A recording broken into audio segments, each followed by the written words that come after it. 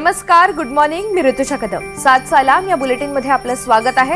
ताज्या घडामोडी आपल्याला सविस्तर पाहायच्या आहेत, मात्र त्यापूर्वी एक नजर हेडलाईन्सवर.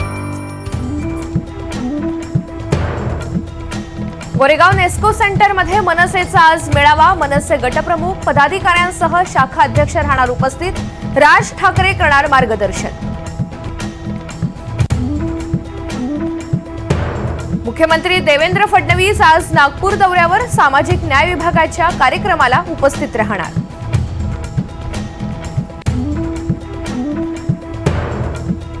राष्ट्रीय स्वयंसेवक संघाचे सरसंचालक मोहन भागवत आज मुंबई दौऱ्यावर. घाटकोपरमधील पोलीस मैदानावरील कार्यक्रमाला हजेरी लावणार.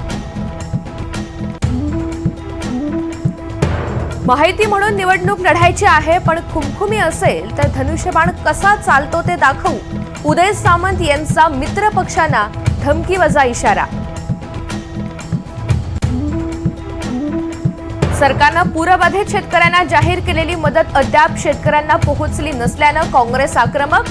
माहिती सरकारचा धिक्कार करण्यासाठी काँग्रेससह राज्यभर शेतकऱ्यांसोबत पिठलं भाकरी आणि ठेचा खाऊन आंदोलन. मुंबईत रात्री 10 वाजेपर्यंतच फटाके फोडण्याची परवानगी, तर लक्ष्मीपूजनाच्या दिवशी 12 वाजेपर्यंत फटाके फोडता येणार. नियमांचं उल्लंघन झाल्यास कठोर कारवाईचा इशारा.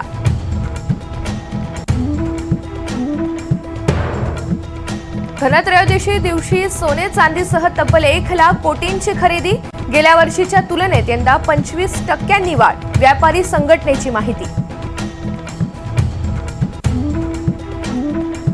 बिहार निवडणुकीपूर्वी काँग्रेसमध्ये फूट. तिकीट वाटपावरून प्रवक्त्यांचा राजीनामा. निवडणुकीत बंडखोरी होण्याची शक्यता.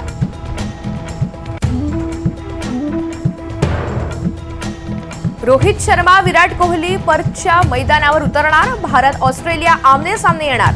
आजपासून 3 दिवस वन डे सामन्यांची मालिका.